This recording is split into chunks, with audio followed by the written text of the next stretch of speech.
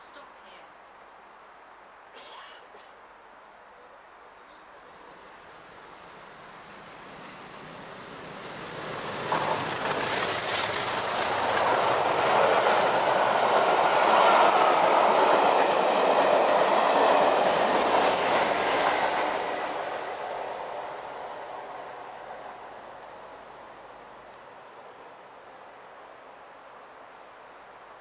Well, today's review is going to be a milestone special because I've just hit 700 subscribers, and as my way of saying thank you, today's review is going to be on the Bachmann Class 40, the retooled model. This model came from the Bournemouth Model Railway Centre during my holiday in Dorset, along with the 7F, as you all know, which was reviewed in the last review I did. Again, like with the 7F, I cannot remember how much this model costed because there's no price tag on the box now, and there wasn't a price tag on the box when I bought it. What they do instead, they just log onto a computer they have in the shop and they check the stock that they have via the computers, and the prices are on there. So it's like a database sort of thing that they have, really. But like I said in the last review I did, it would be better really if they did put price tags on the boxes, but that's just me.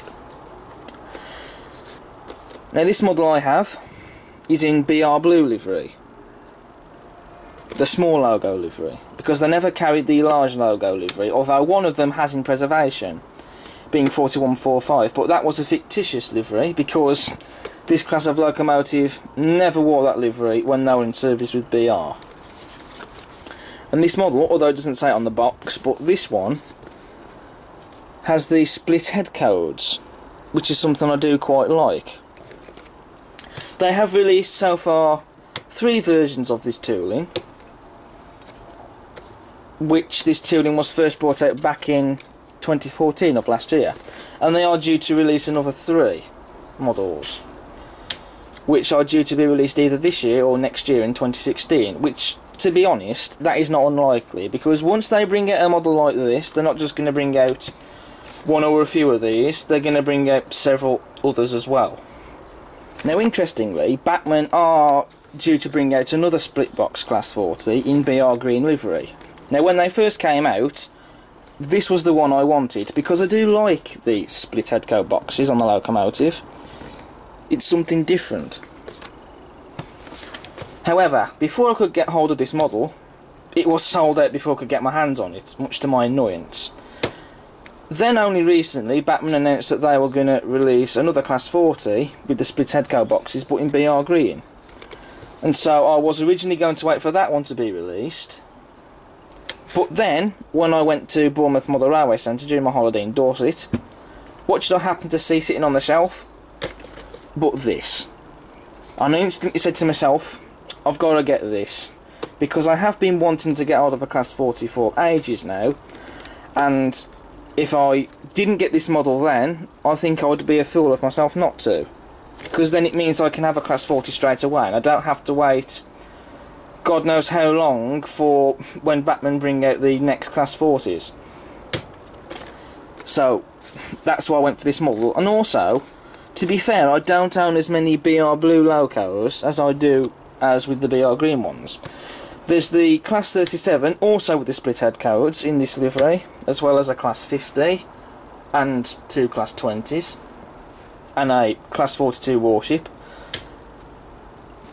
As for the BR Green diesels, I've got the Class 121 and the 110 DMU. I've also got 2 Class 20s in BR Green as well as a high mech, and a Class 24 and Class 25 in the 2-tone green livery, and a Class 47 in the 2-tone green as well. So I do have quite a lot of diesels in some form of BR green livery, but I don't have as many diesels in BR blue. That's why I went for this loco in this livery. And also, it would look stunning with the rake of BR blue and grey coaches I have, which I am going to extend to 7. Currently it's only a rake of 4, but I am planning to extend the rake of those coaches to 7. But in this video you won't see that, but You'll see that in later videos, and I will probably do a video on that as well. And also, it looked more prototypical as well to run a BR Blue Class 40 with the BR Blue and Grey coaching stock. Okay, so this is 32-475 DC, Class 40 diesel. Yeah, thanks for that, Bachmann. We already know that this is a diesel, because you can tell by looking at it. Because it's quite obviously not a steam locomotive. There's no chimney on it, or link motion, or side rods. So they didn't really need to say diesel, because we all know that a Class 40 is a diesel. But there you go. That's the manufacturer's for you. Its running number is 40141 in BR Blue, as we've already established. And this model has DCC on board, which means there is a decoder fitted in this model, but I am going to take that out because, well, to be honest, if I leave the decoder in, the model will run, but it won't run as smoothly as it would as DC. And also, an advantage of that is, when I take the chip out, it means I can sell it and get a bit of money for that. So that's a good thing about getting a model that has DCC on board. But also, this is the one I wanted, which has DCC on board. So, you know, but that's not going to be too much of an issue. And as this is a special video for 700 subscribers, I'm going to show you how to take the body off and removing the decoder, because I've never shown that before, so that might be worth of interest to do in this video. But either way, let's get this model open and see what she's like, because this is the first time I've opened this model and I haven't opened it yet.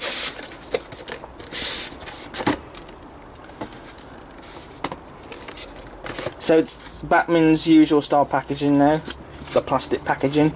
On the back you get the brief history of the Class 40. Now the Class 40s were all built by English Electric, which is at Vulcan Foundry, and they were also built at Robert Stevenson and Hawthorns. And they were built between 1958 and 1962, and a total of 200 of these locomotives were built. And these locos have the 1 Coco 1 wheel arrangement. So basically this locomotive has a Coco wheel arrangement, but it has an extra pair of wheels on the front, on both bogies, thus making it a 1 Coco 1. And these locos for a time were the pride of the BR early diesel fleet. So forget the Class 47s and the Deltics and the 37s, these were the pride of BR's diesel fleet. And when the last examples of these locomotives were built and entered service, they were already at that point being replaced on some top-link services. And for many years afterwards they worked on freight and secondary passenger services, and this was because they were slowly relegated from express services, because they were replaced with more powerful locomotives. And these locomotives were called the Type 4s, but that was before TOPS came in. When TOPS came in, they reclassified them as the Class 40s, but when they first came out they were known as the Type 4s. And the origins of this class came from the prototype diesel D16-1 and D16-2 locomotives. D326 has become a famous Class 40 after being involved in the Great Train Robbery, and a total of 7 of these locomotives are preserved, including 1 cab end from 40088. So they didn't think to preserve the entire locomotive. In that case they just preserved a single cab end. But it's good to see that they have thought to preserve 7 of these locomotives in preservation, as opposed to just 1, or not even just a locomotive, just a cab end. So it's good to see that there are some of these that have survived and are still with us today. But anyway, that's enough of the brief history. We'll get rid of that sleeve and we'll take the model out. And it is quite very heavy, actually. It's been in the line in the packaging as well. And considering it's been in the packaging, it is actually heavy.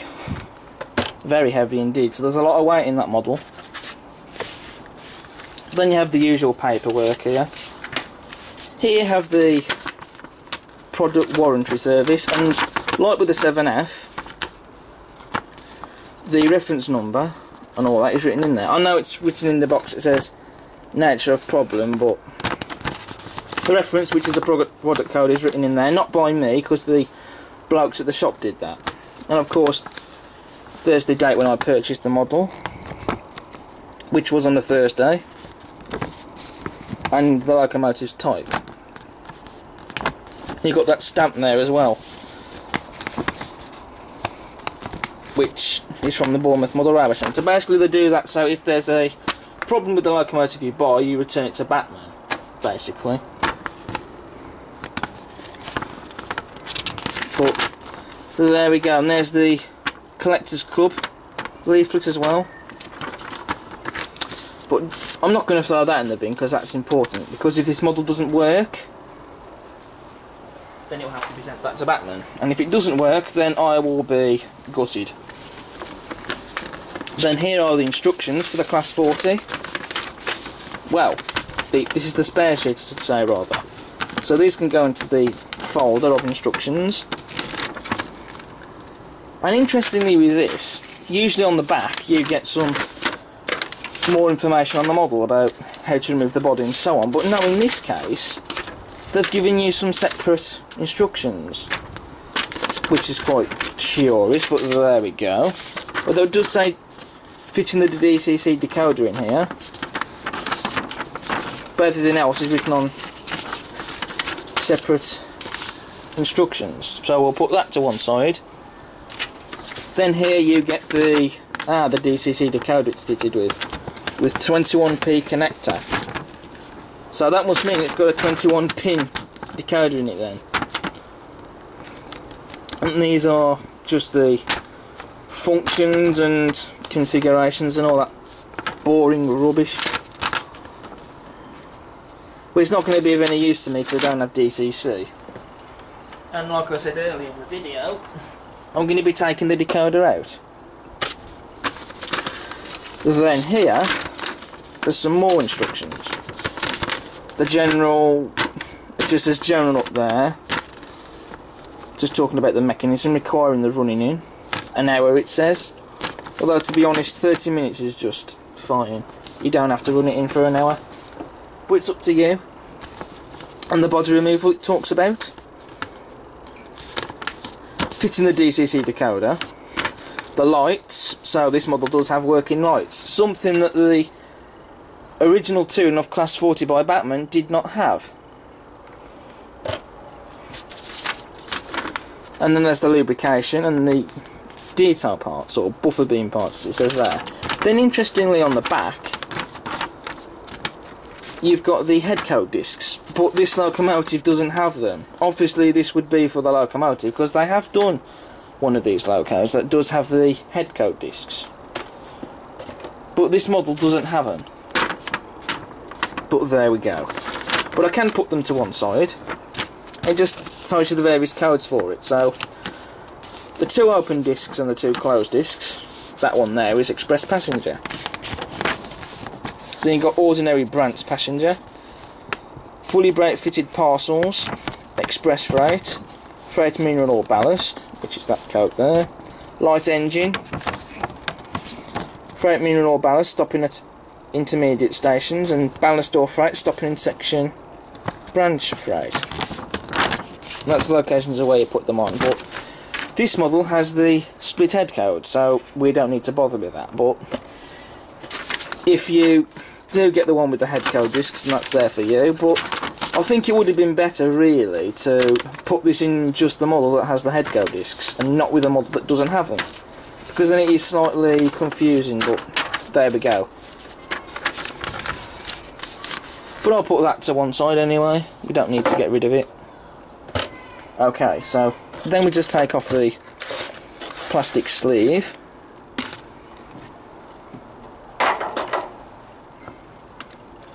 Then we've got the detail parts in here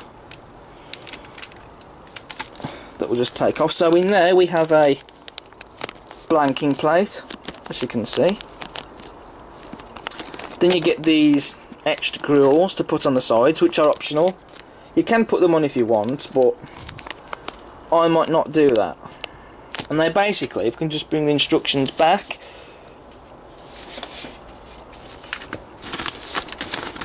they go on the sides there of the locomotive. So basically it goes on there. But it is optional, you don't have to do it if you don't want to. And I don't think I'm going to do it, but it's there anyway. Should needs be.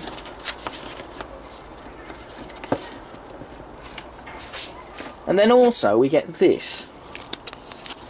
A curious bit of blue plastic that I have no idea what it's for. Oh, sorry, I've knocked the tripod there. My apologies. But either way.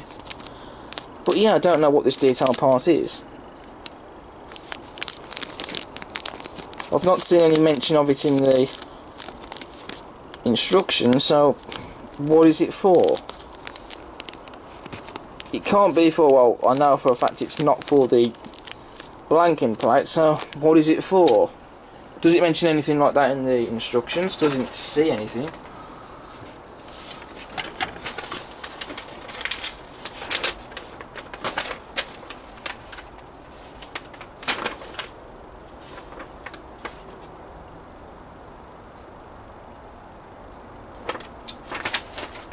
No, it doesn't.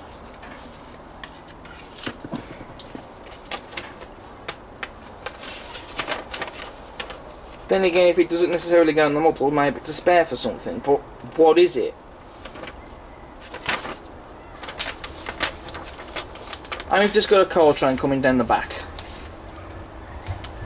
Super.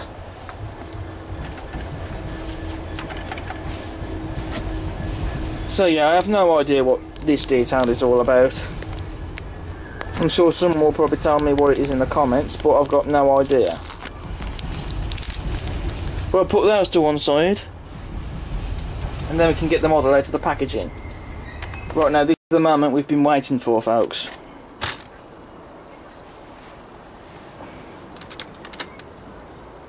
We need a drum roll for this, don't we? But I haven't got a drum. I will take away that packaging for a start. Pop that in the bin behind me. And lift the loco out the box. Oh no, that certainly is heavy. And then we will pop the package into one side. Again, I do this because I like to be neat and tidy with things. So we'll pop that down,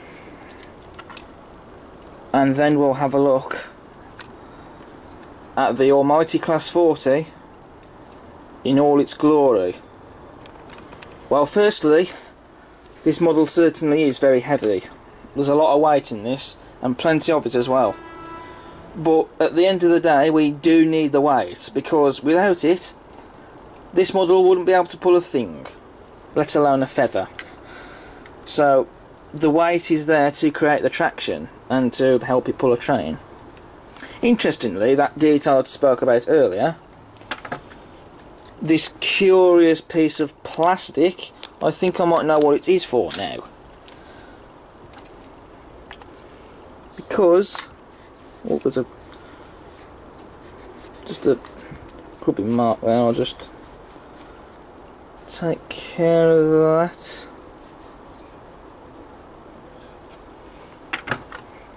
I've got some tissue. I'll just take care of it. There we go.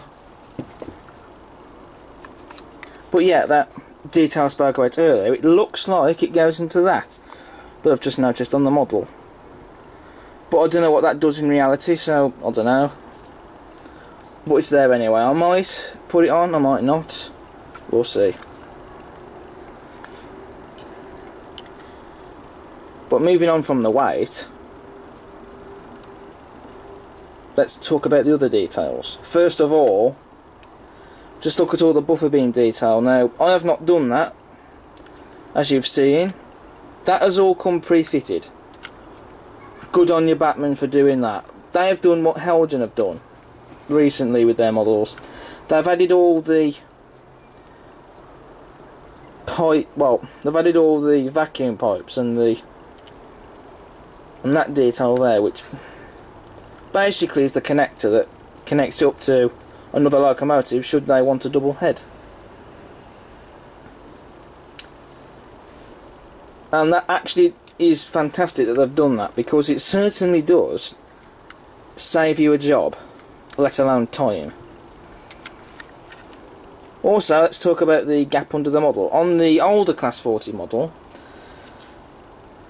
the gap is quite big under the model, and it does actually spoil the look of it, in all honesty. Sorry about the grubby marks, they will be taken care of later. But they'll soon dry off anyway. But the gap under the model, it's hardly even noticeable under the new model. So well done again, Bachmann. That's another plus for you. Also got that detail there, which is added on separately, and it looks really nice. You got rivets on the bogies, as you can see, along with the axle boxes and the springs. You've even got that detail there, which is separately put on, as well as the sanding gear. And also you got that little dial there, which has been separately put it on. It's added under the body there. I don't remember that detail being on the older Touring of Class 40, because I certainly haven't seen it, or noticed it at least, in photos. Then there's the fuel tank. You've got the fuel tank dial there, and some nice detail on the tank itself. And I've just noticed there's a switch on the bottom, and that's for the lights. So you've got the tail lights and the cab lights. I'm looking forward to seeing the lights on this model. I really am. But as you can see at the moment, the lights are both on. But that's what I want, because I don't want them to be off.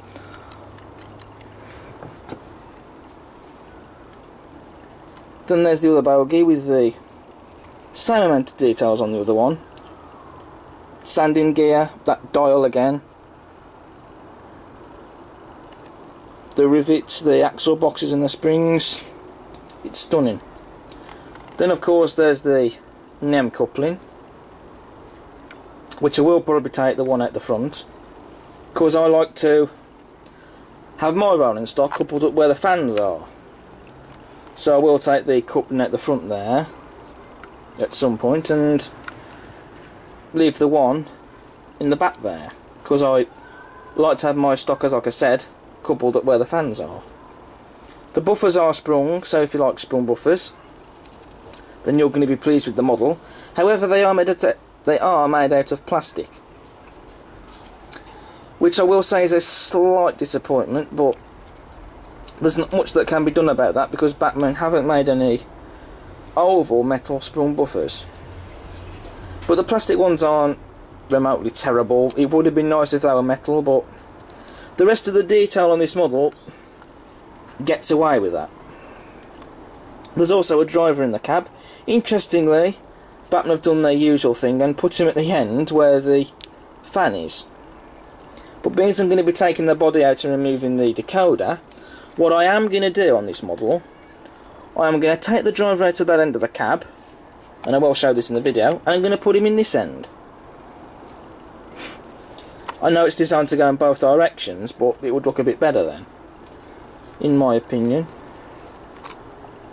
Then at the front you've got lamp irons and these small handrails above the split head cab boxes, as well as the warning signs. And that's the front panel there to open up to get to the engine. As for the working lights, I'm not sure if it's these two that light up, or the head cab boxes, or even all of them for that matter, but we'll soon see when we run the model. But then also when we open up the model, we'll also soon get an idea as well of what's going to light up. But I do think that there's a huge chance it's going to be these that are going to be lighting up, the head cab boxes. So I don't think it's going to be these ones here personally, but you never know. But we'll soon find out. And this detail here, which has a nice textile feel to it, that looks really fantastic. as well as a few rivets there on the split panels. It looks stunning. You've also got some panels there at the top of the nose, because one thing I love about the Class 40, look at the distinctive noses on both ends. It looks superb, not just on the model but in real life. You've got another dial there, a nice textile grille, glazing in all cab windows like there should be, and wipers. There's the BR logo there, crisply printed on and accurate as well. There's the door. Now it does not open, but bear in mind Bachmann don't do this, so that's something to bear in mind. But then this necessarily does not need an opening door to score high points. You've also got metal handrails as well, which looks stunning. And just look at the cab detail in there, folks. The inside is painted some light grey colour, which looks nice. As for the dials and controls in there, it looks like it's been painted, but then it is hard to tell. Oh, hang on, let's... Yeah, I can see just there, I can make out that some of the detail in the cab there has been painted, and that just looks smashing. Then you've got this large grille at the side there. Oh, slightly bad focus there. You've got that nice large grille on the side, and glazing in all these windows at the side there. Then there's the door that opens up to the engine, along with another warning sign. Come on, focus. There we go. Then there's Loco's running number, 4141. And there's the tops configuration stuff. Then you got that blanking plate there of some sort with rivets on, which looks nice. Then there's the other door that doesn't open. Then there's the cab on the other end, which you can see a bit more clearly into because there's no driver. But there we go. Then there's the BR logo again. Then there's the detail on the roof. You've got some rivets there at the top, which looks nice. That fantastic mesh grille with the fan underneath. Guaranteed the fan does not spin, because Bachmann don't put spinning fans on their models. But again, at least there's a fan there, so that's all that matters. Then these are the exhaust where the clag and the diesel fumes come out of. Panels at the top there. Some more exhausts with rivets around them. And you've got some more panels at the top here with rivets. And the livery application, it's spot on. They've got the shade of blue correct. The running number and the logo is in the right place, where it should be. So all in all, I think we can all stand by this. It's a stunning model.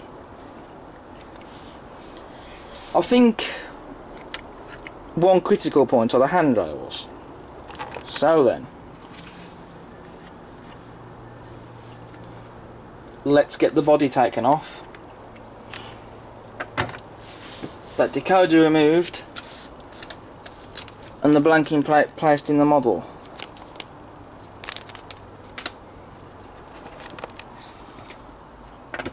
Right, so I'll just place down the loco cradle. The reason why there's a piece of tissue put in there is because for some reason I get bits of dust that go on the models that come off the sponges, and so I've put the tissue there to try and prevent that, but that's not important right now. What is important is getting the body off.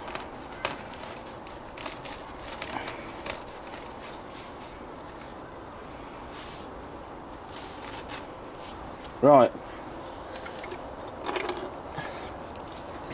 Screwdrivers at the ready. I'm only going to need the one, but there we go. This will also be a good idea to have the instructions, because they're the key to getting the body off.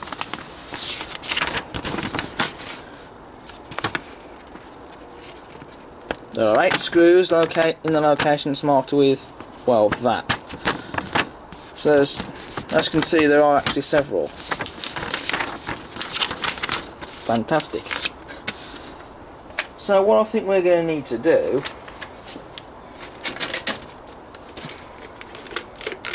is get a plastic tub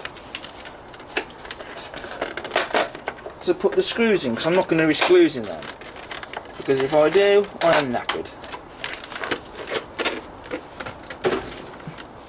I was going to choose one of these, but they're basically old snack boxes that you get from supermarkets, and you find what, the usual stuff, cakes and all the other food that we eat, samosas and that. Right, I'm back. I've got a tub, and we're going to need the star head or Phillips head screwdriver. That, the flathead, we're not going to need.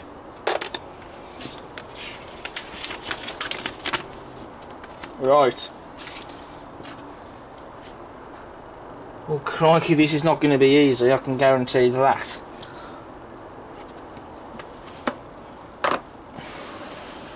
And I'll tell you why, because the first 4 screws located there at the end of the body, they're down here.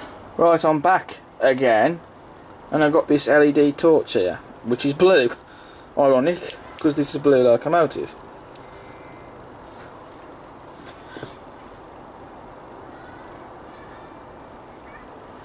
Yep, I can see the screws down there, alright. I need 3 hands, don't I?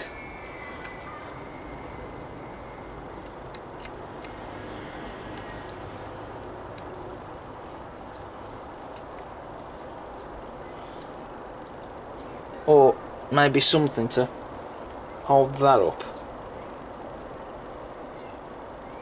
I should have a desk lamp for this, shouldn't I? Well, I know. There we go. Bit crude, I know, but that's one way of doing it.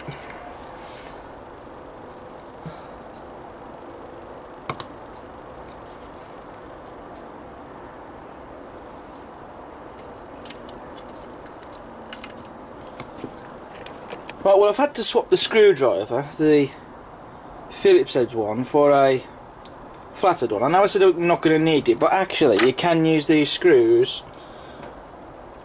to be removed. Well, you can use these sorts of screwdrivers, depending on the right size, to remove one of these sorts of screws. If what I've said makes sense.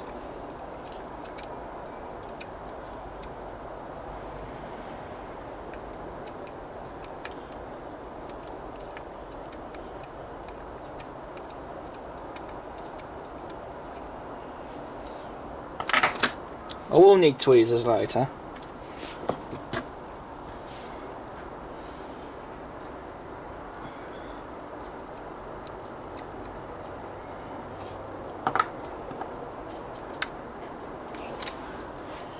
Because I'm certainly going to need them.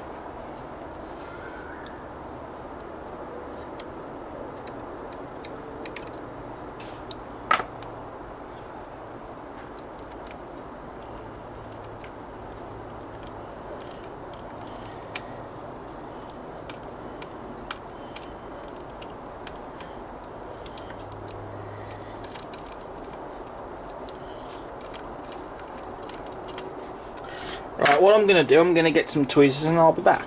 Got some tweezers, everyone. And we're going to lift those screws out.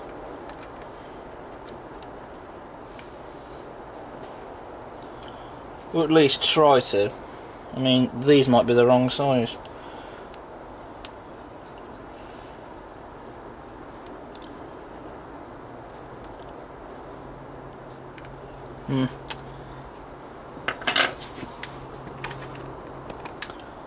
Right, well, off camera I did try to remove the screws with these tweezers.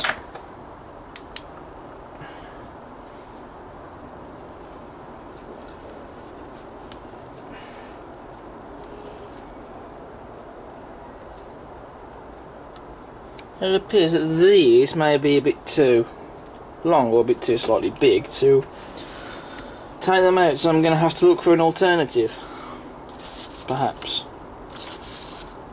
But either way, we'll press on.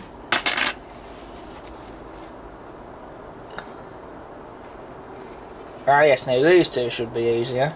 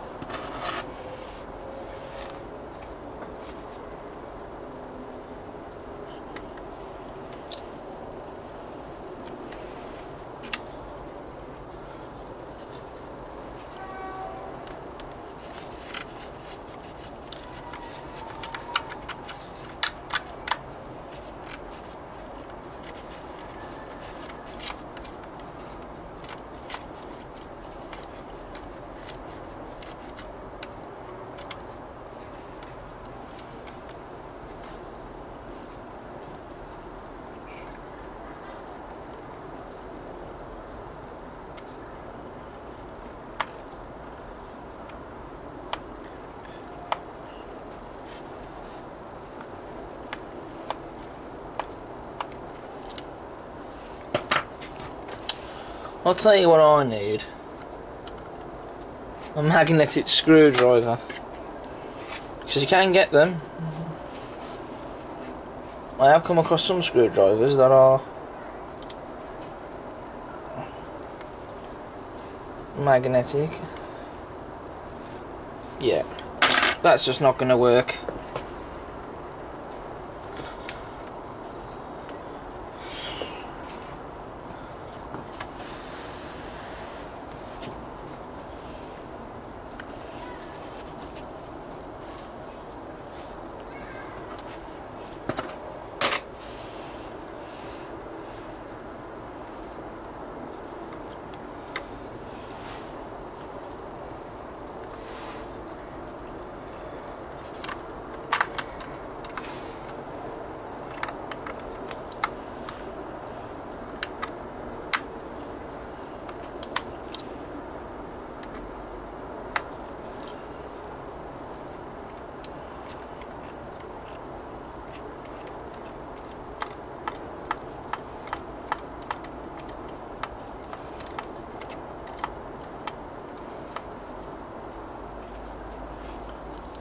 Right, those two are undone.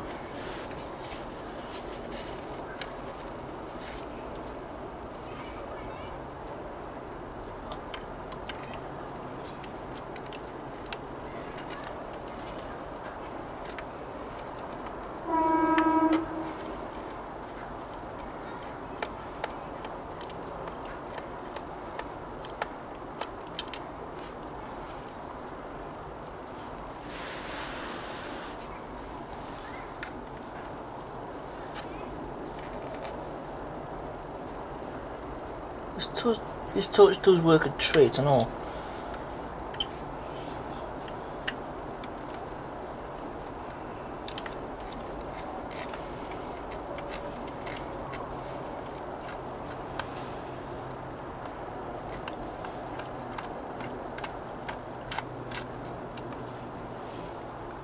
Right, these are the last two. Still don't know how I'm going to take them screws out.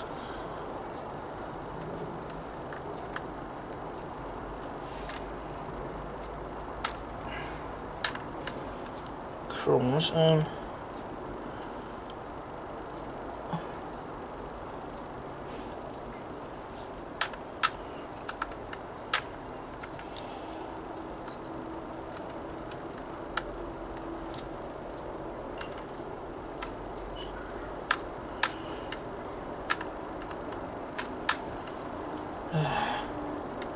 There's always one in there.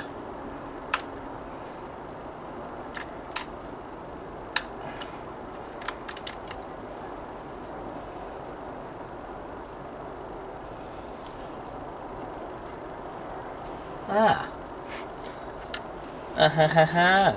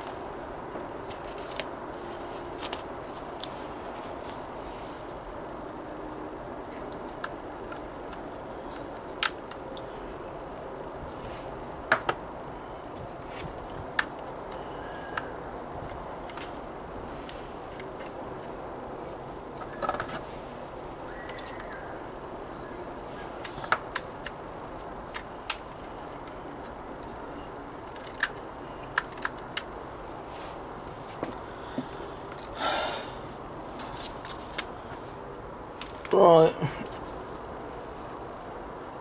This one is flipping awkward.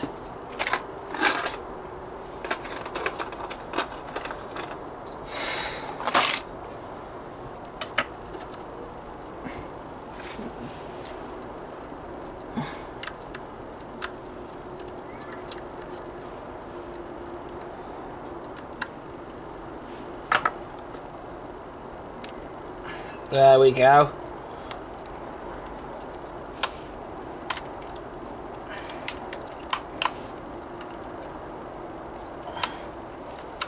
Need a slightly smaller screwdriver for this one for some reason, but there we go.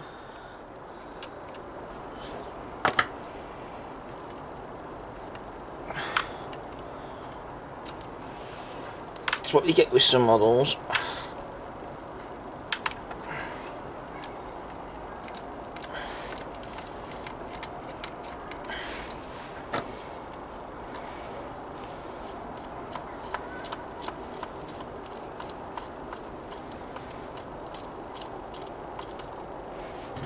Right, screws are now undone.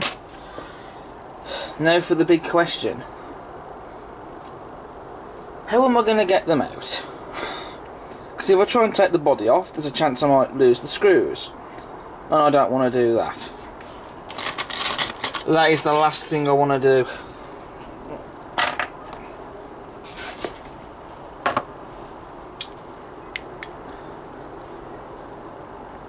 So, I'm going to have to try and figure something out. Okay, well, I found a very clever method of getting the screws out. I've got two out already, as you can see. And my clever method is this: a magnet and a small screwdriver. So what I'm doing here is I'm just rubbing the end of the screwdriver on the magnet.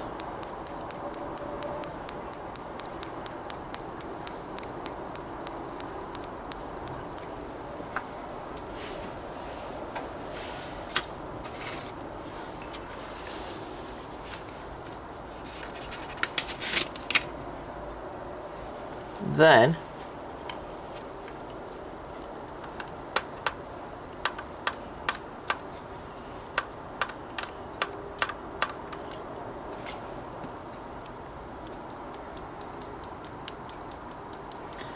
sometimes it doesn't work straight away, but it does work, trust me.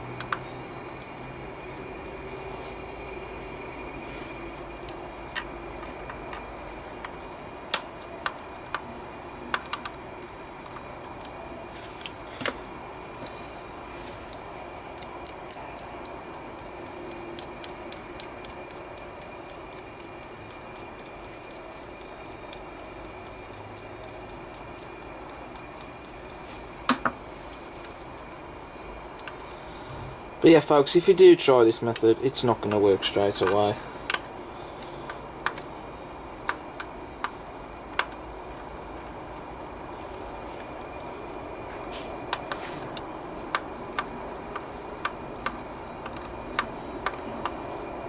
There you go, look at that.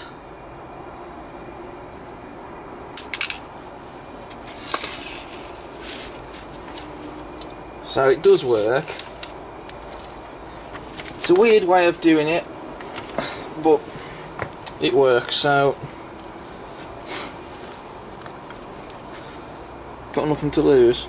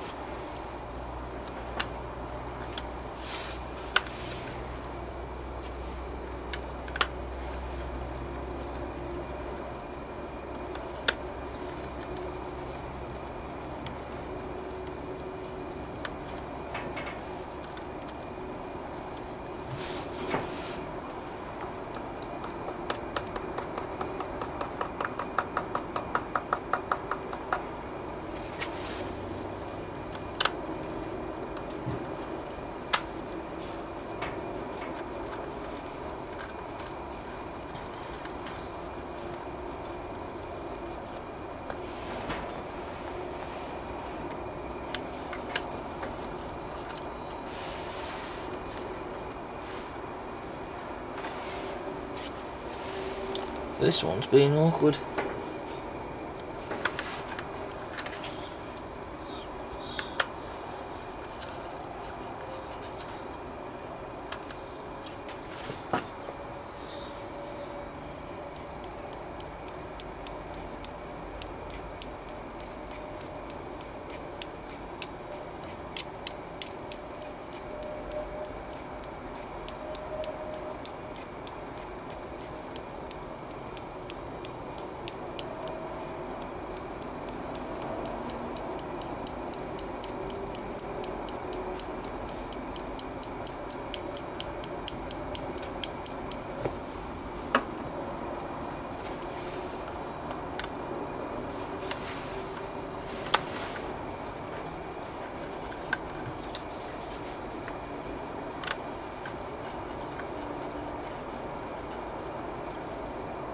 There you go.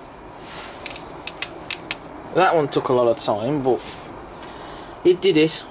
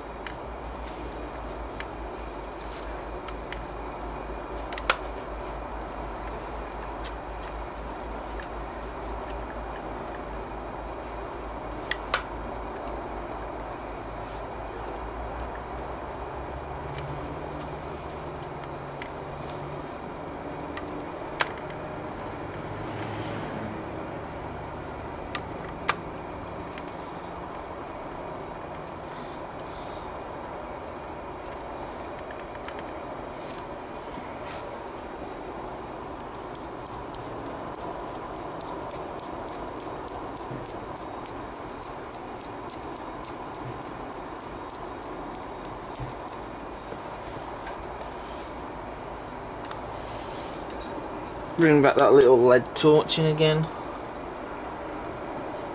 Oh, whoopsie daisy. Clumsy. All that time I was trying to take a screw out that I'd already taken out.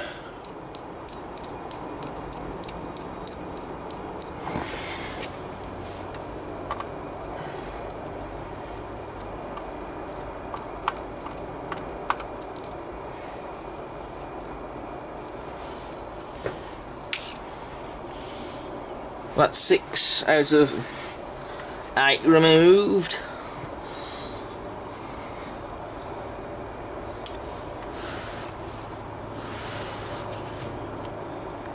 And there are the last 2.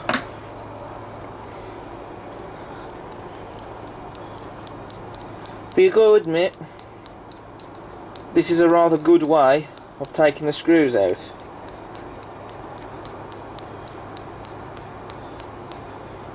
Well, out of locos like this it is anyway.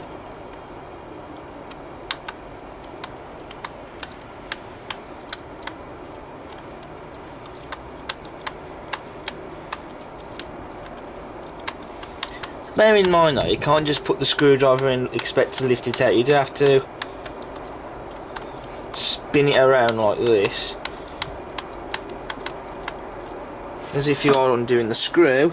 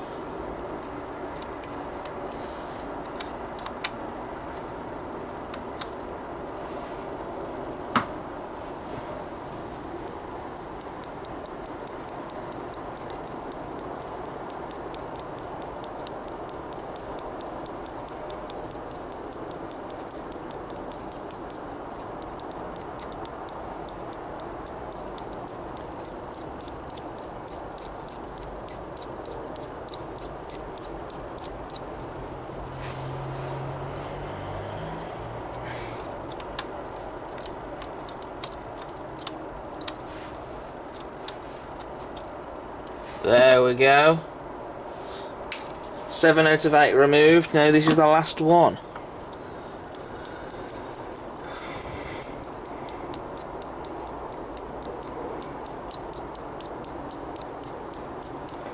It's a tedious process, but you've got to admit it works.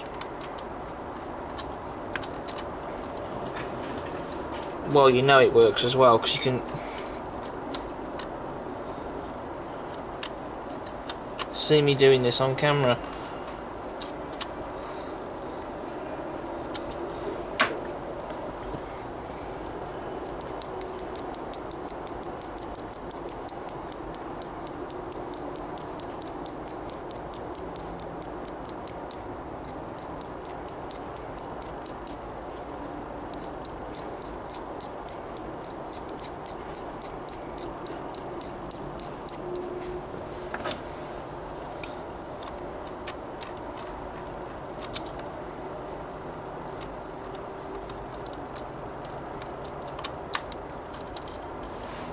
There we are.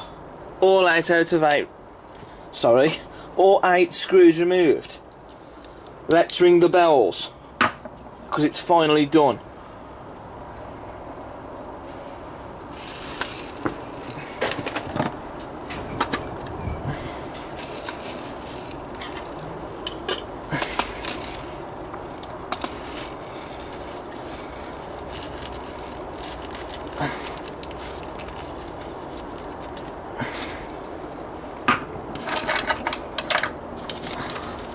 Right.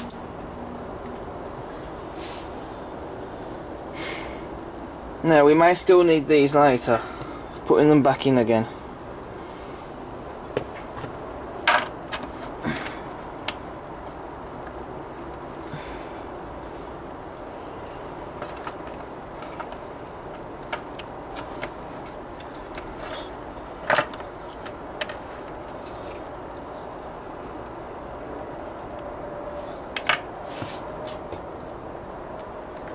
Right, so now we've got to remove the body.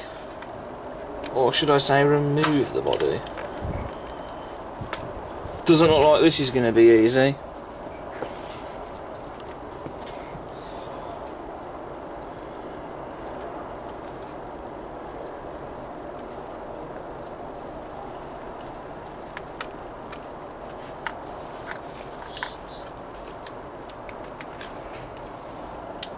I've done this before.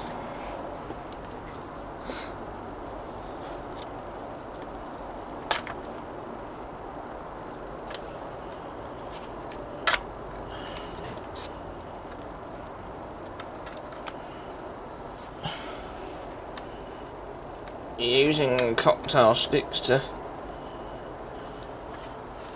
pry open the body.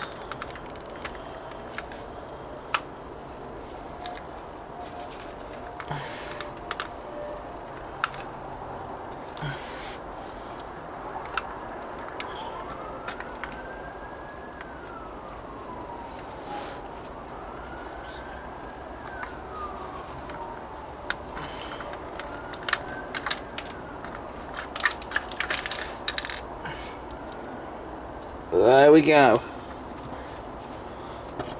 Ladies and gentlemen, that is the chassis of the brutal Bachmann Class 40 out of the body.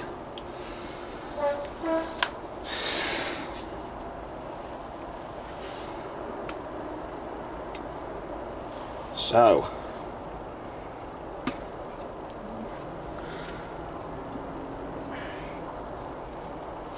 if I just move that and plop that down to one side, I've noticed that there are some actually circuit boards where the noses are by the split head code, so it's a possibility that they might light up, that they could be the source for the lights. Well, in the front direction anyway, going forward, but you know what I mean. But our focus is that.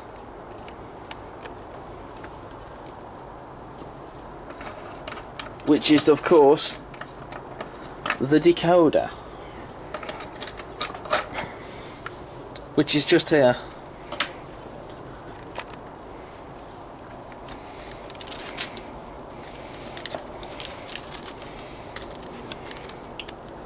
So here is the, I'll zoom out slightly, there we go.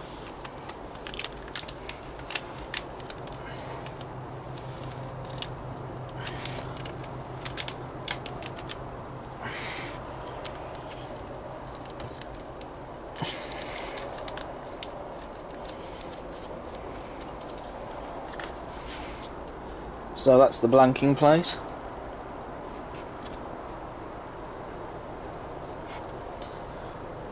Which obviously, it doesn't go on that, I know, but it would go on there basically, pretty much. Or even that way, actually, no, probably that way. Right, so we've got to take that off.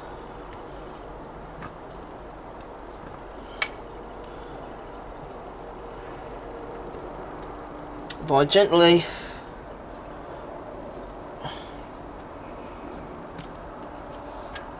prying it off.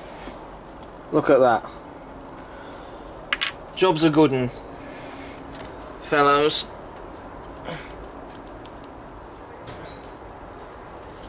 Get the little torch.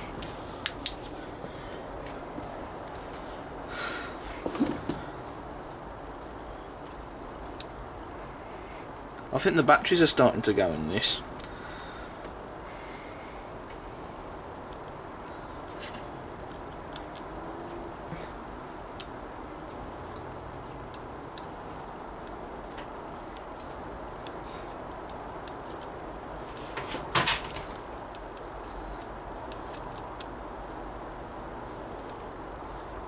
Well, there we are.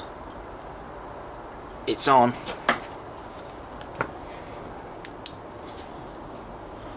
All in a night's work. So that is the decoder, which will be going up for sale, because I'm not going to need it. So that will go on for sale on eBay. But anyway, we put that to one side. So with that done, well actually no, we're not done. Silly me, because I said we were going to take him out, weren't we? If it's possible, which I have to say it might not be.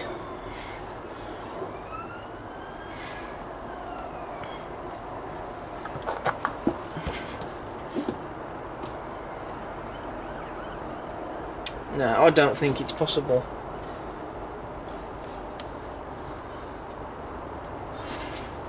Because it occurs to me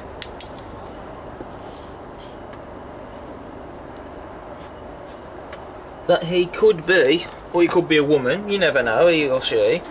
It could be part of the person, the driver, could be part of the melding.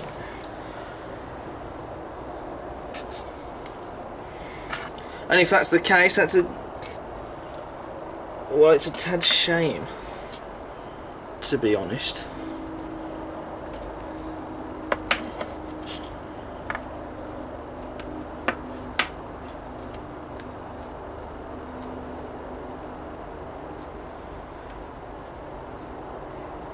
Because when I try and lift the driver off, this seems to be lifting off.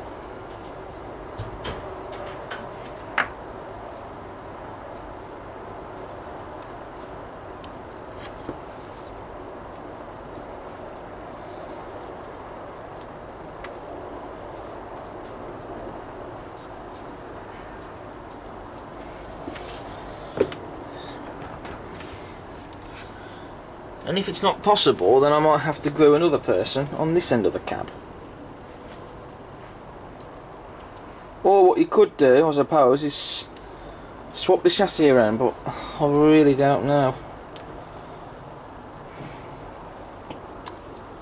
I don't know. That could be a possibility, actually. But yeah, it occurs to me that... Oh, Christ, yeah, it's too risky. That said, I could take that screw out to... But I'm not going to even try.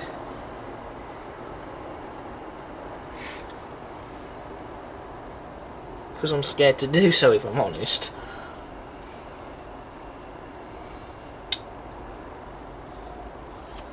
Yeah, I'm not going to switch him out. I'm going to try and do it this way, swapping the chassis round. I.e.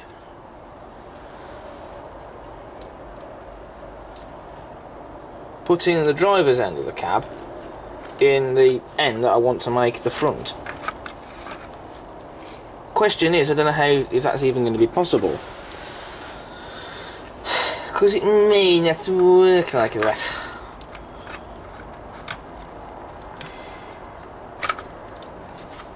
No, it might look, it probably won't, but it's worth a try, isn't it?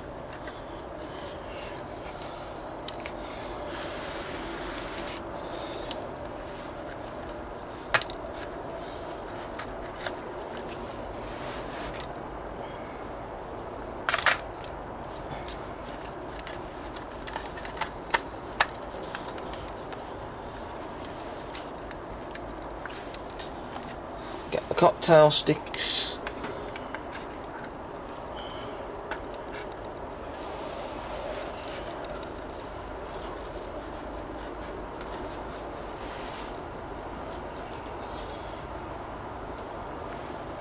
Looks like there is some dust on the model after all. I'll have to take off.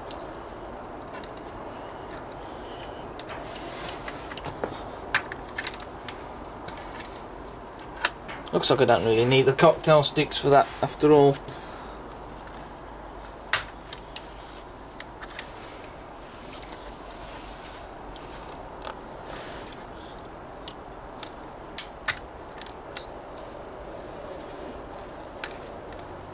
Interestingly though, something seems to stop it from clicking into place completely.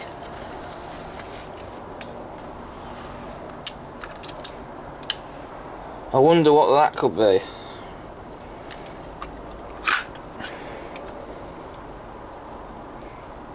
Yeah, it's those bits there.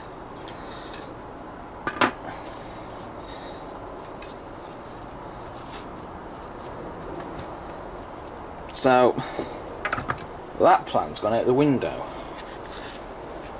Might have to find some other alternative. Haha, change of plan. I've taken that little screw out and taken that top of the cab off. Because what I'm going to be doing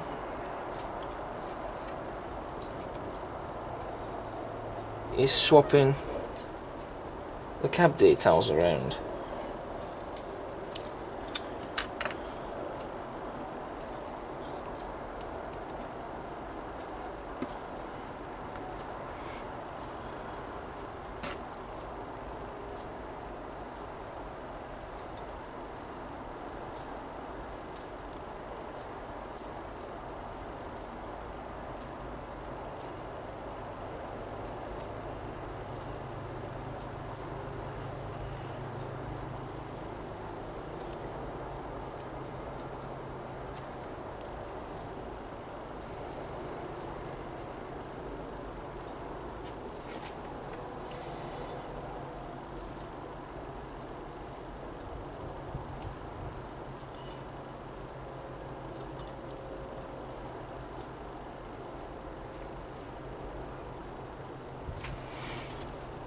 Aha!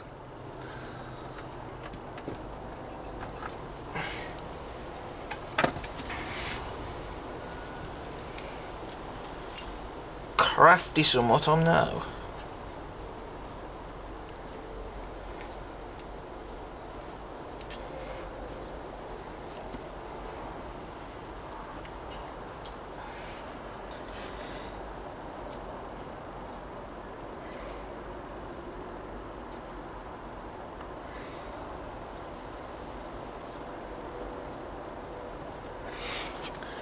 So the thing is, it would have been nice if they hadn't made that driver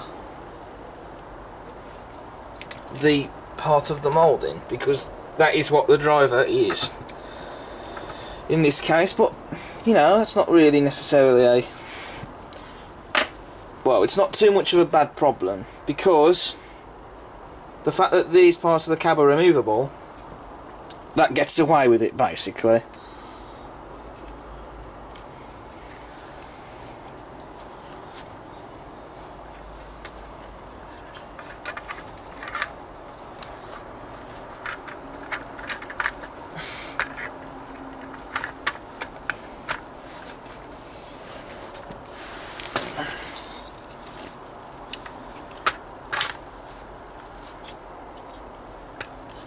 Right, I think we're safe to confirm, yes, the body is now back into place.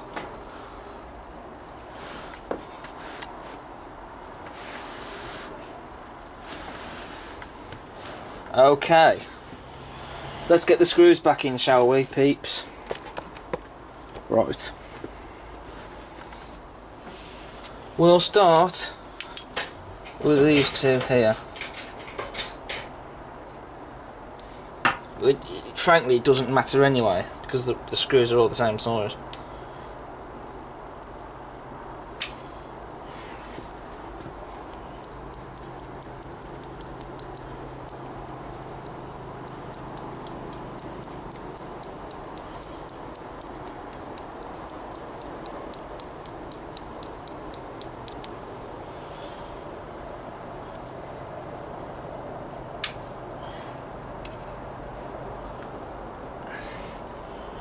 There's only one thing that's worrying me here.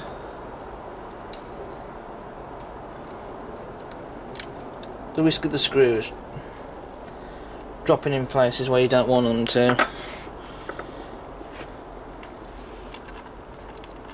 It might be wise actually if I use that small screw to put them in and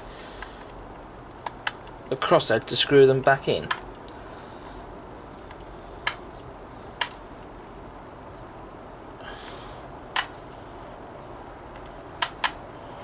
Weird, I know, but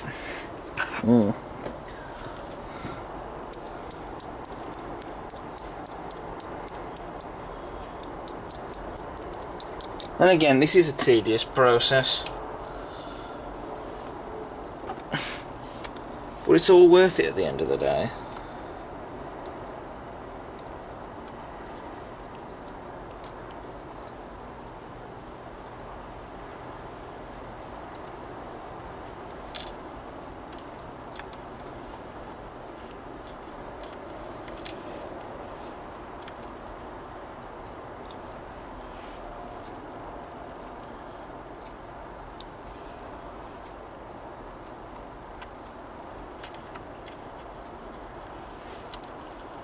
And in that situation, the screw does that.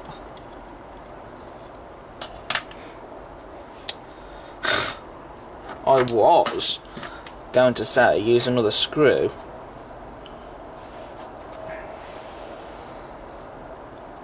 so there we go, worked.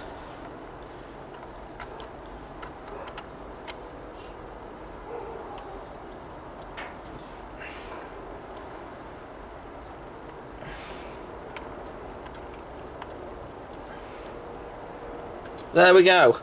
2 out of 8 put in. Ding ding.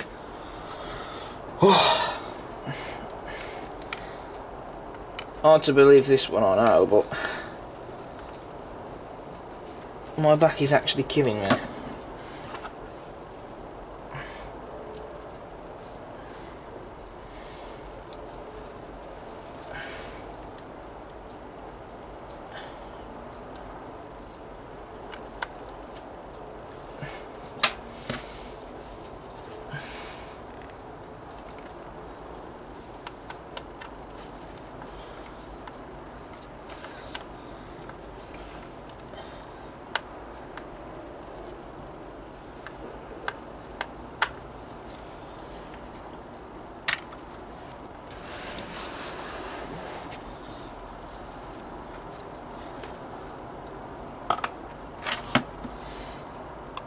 3 out of 8 stuck in now. Ah.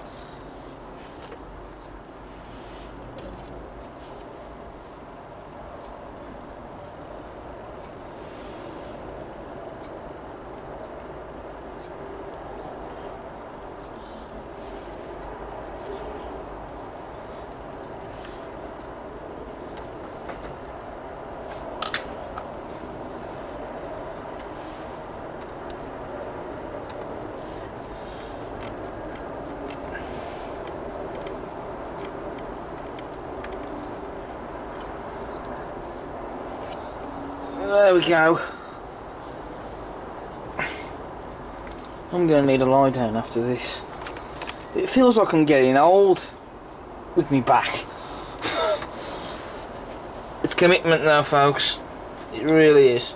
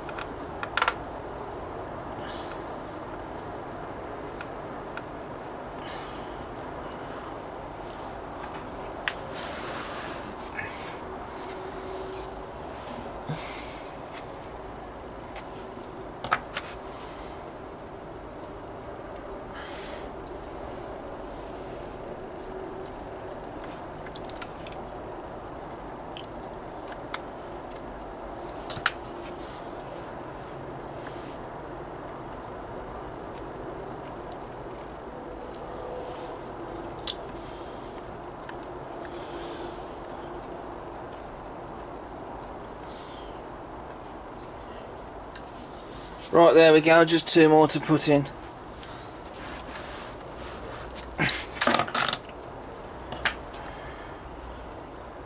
No words to sum that up, because I'm not allowed to say them.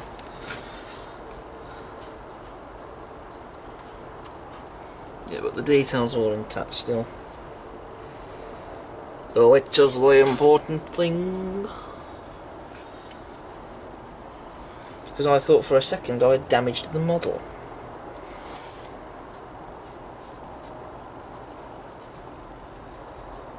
But then trust me, if I had, I would not be very happy. In the slightest. In fact, while we're here,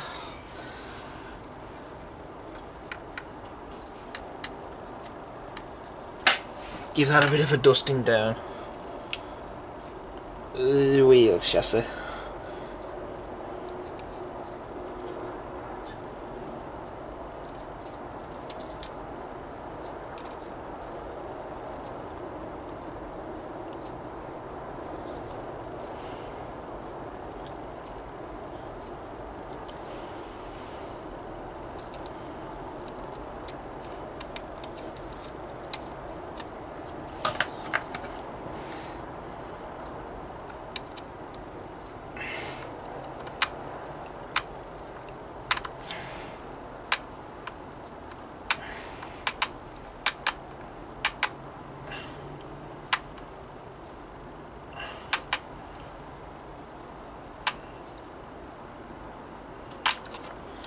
Ah, 1 more.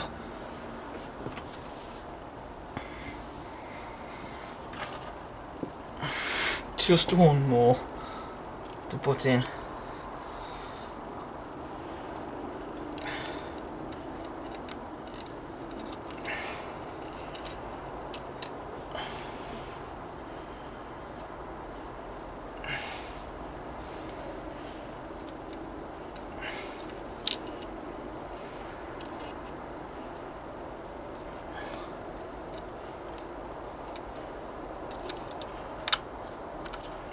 Right, the last screw is now in.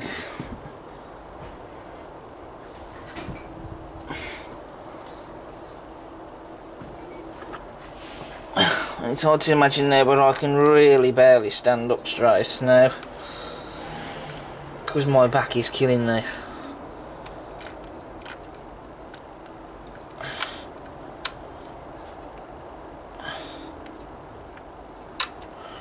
There we go, they're all in.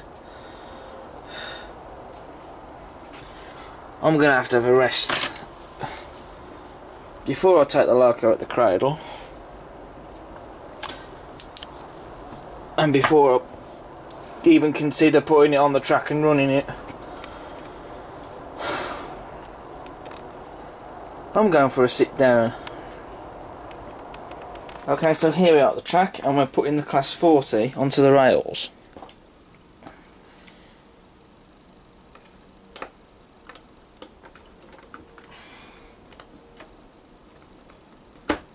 I should actually point out that it has actually been a few days since I got round to running this model. And that's nothing to do with the model itself. That's because I've actually been to a relative's wedding. But either way, yeah, that's on. All wheels. So, let's give it some power. Oh yes, look at that, she runs smoothly. And the lights do indeed work. We have interior lighting. You will be able to see it a bit. You can just about see it, but you will see it better when I get panning shots of it.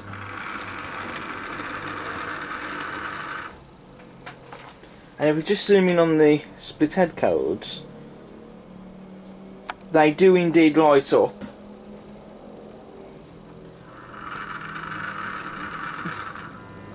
Going forwards. It's those two small lights there when in reverse. But anyway, let's get a running round the layout.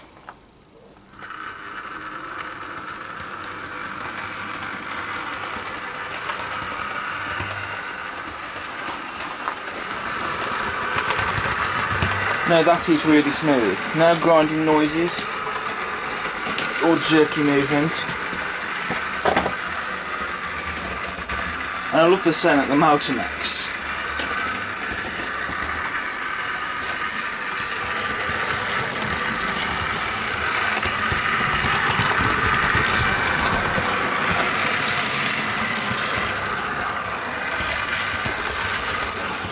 So there she goes through the tunnel, and she's about to appear at the other end.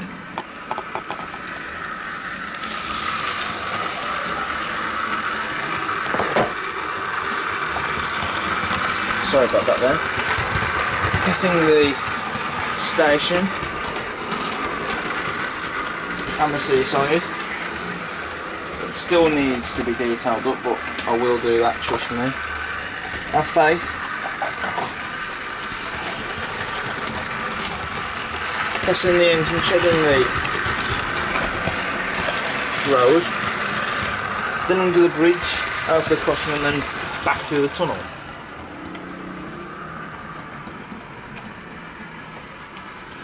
To appear at the other end. And then she passes the sidings where the rake and mineral wagons are, past the signal box, and then back past the station.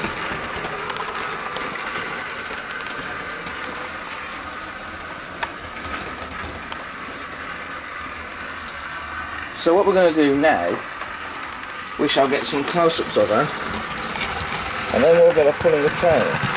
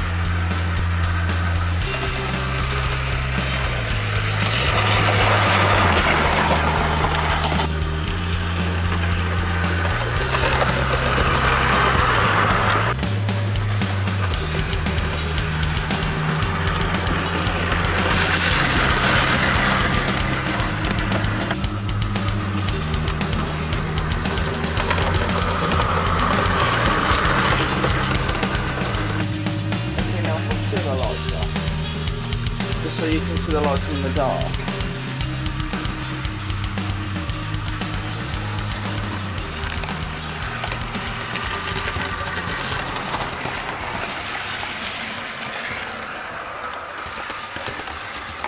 Which I will get a few shots of before we turn the lights back on. We get to see this locomotive pulling a train. Because the lights are turned off, I have to watch where I'm going.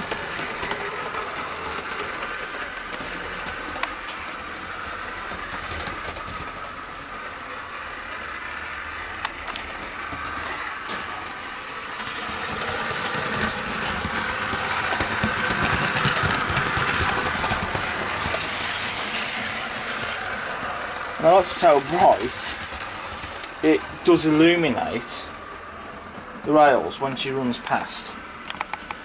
Or at least the sides anyway.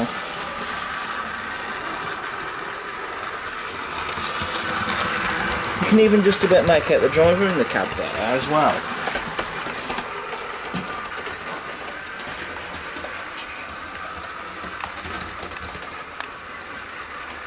When she comes past, I'll try and get a closer shot. There you are, look, you can clearly make out the driver in the cab there.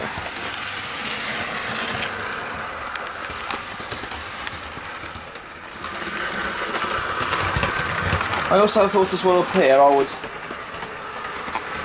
have the lights partially turned off so you can get another shot of those lights, but at the same time still see the locomotive.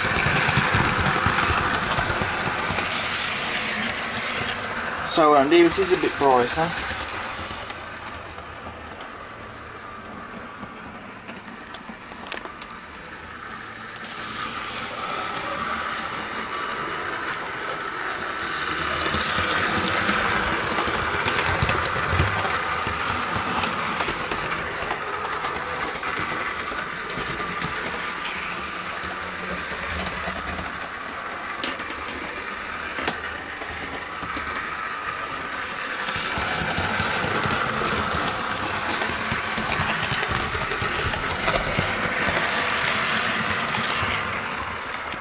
So now we're going to get the Class 40 pulling the rake of BR Blue coaching stock, which at the moment is only a rake of 4, but after this video they will be a rake of 7, because I have bought some of the Hornby Mark IIs which have the interior lighting strips.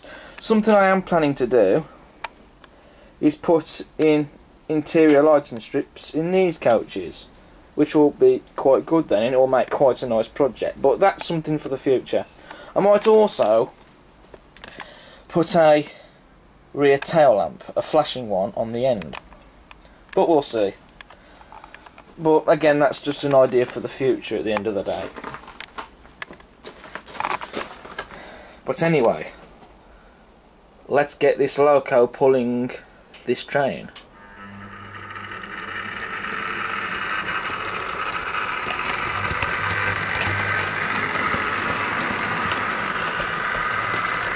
And she can pull that without a problem.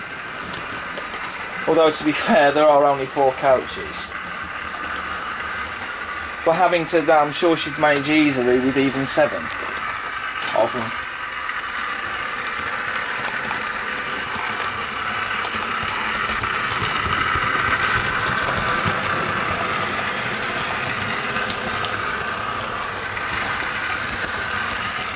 Well, yes, she's coping well with these 4 coaches, I have to admit.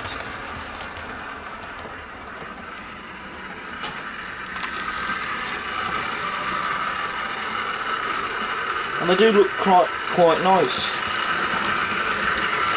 With the Class 14 PR Blue as well, it looks very prototypical. But it will look better once the rake is extended.